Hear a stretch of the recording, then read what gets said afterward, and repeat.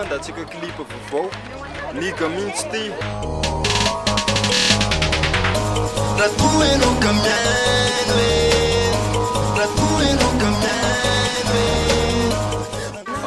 represent Optimus Entertainment.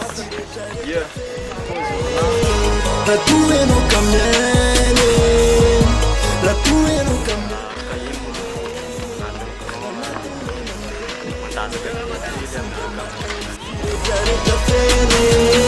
Zanur vanais on se champa fla pukara dona mrea champrom mara etra vadino mrocha teka num bala num tena musrocha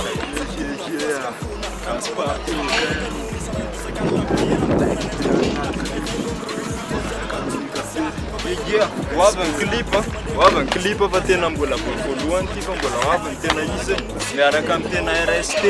Dollar Street Team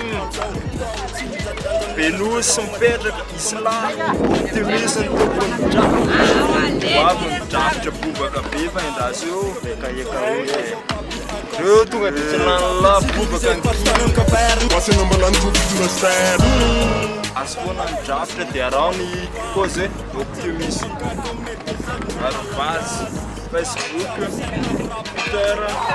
YouTube